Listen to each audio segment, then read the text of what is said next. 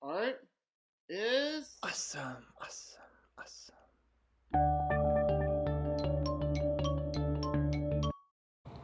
Hey kindergarten, it's Mr. House again, and I want to introduce you guys to a special form of art called cave painting. Hopefully you guys have listened to the person reading the book, The Cave Painter of Lascaux. It's a really great book, it's a fun story, and it shows you great examples of the cave paintings that were found from like thousands of years ago. It's pretty cool. So anyways, I hope you guys enjoyed doing this project and have lots of fun. Alright, bye! Here's my example of a crazy cave painting. Here's a super important first step. I'm going to go to Safari, and inside of Safari I'm going to type in cave wall. You might need an adult for that. It's C-A-V-E space W-A-L-L, and then I'm going to go to images, and I'm going to pick one of these cave wall pictures to draw on top of. If you tap on one to make it big like this, and then you hold down on it, add to photos is one of your choices. I'm going to click add to photos, and it is saved for me to draw on. Next, I'm going to use my favorite marker tool inside of Sketchbook, and I'm going to tap on the two mountains and a plus sign to bring in that picture of a cave wall. Once it's open inside of Sketchbook, I'm going to start drawing on top of it. I'm going to use white instead of black. I know normally we start by drawing with black, but I'm going to start with white today. In the corner, I'm going to start by drawing a cartoon hand. It doesn't have to be very good, just 5 fingers that look kind of like bubbles. Around the hand, I'm making these little lines shoot out from the hand, and this will take you a minute, but it looks really cool. And this is kind of how the cavemen would sign their art instead of writing their name.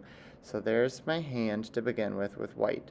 Next, I'm going to switch to black, and I'm going to show you guys how to draw some of the animals.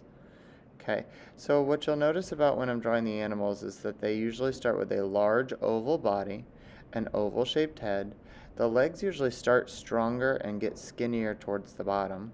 I'm going to add a neck and a snout, and this one's going to be a horse. You can tell from its horse's mane. I'm going to use my back arrow and show you something else. Look, this animal, same oval body. This time I'm going to stretch the legs forward and backward like it's running. I'm going to add some antlers like it's a deer, and a cute little tail that sticks up like a deer. I'm going to use my back arrow and get rid of some of this. Look, I'm going to turn it into a different animal this time. Same body, oval body and oval head. This time it has big horns on its head. Remember, the legs start stronger, wider at the top, and skinnier at the bottom, kind of like the letter V. But I'm going to get rid of all of that and just do one giant face, an oval, and then I draw a line across the oval face for the snout.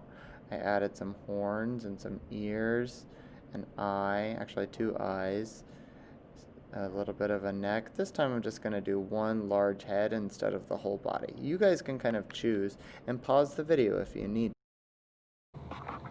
Alright, so this is where it gets interesting because yes, you've done the cave painting, you get it. But I kind of think it's more fun to start adding things that the cave painters would never have seen in their lifetimes. And so you're about to see some crazy stuff that I'm going to add to the walls. Here we go. Alright, so I do want you to keep one animal.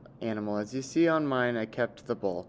Afterwards, I'm going to maybe add my favorite food, and so I added a pizza, or a cupcake, or an ice cream cone, or my actual favorite food, a cheeseburger.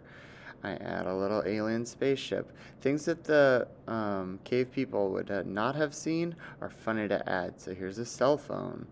What else could I add to mine? Oh, hey, you might recognize this character.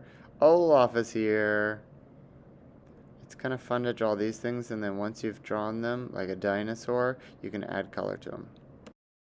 Alright, I hope you guys had fun. And remember, art is awesome!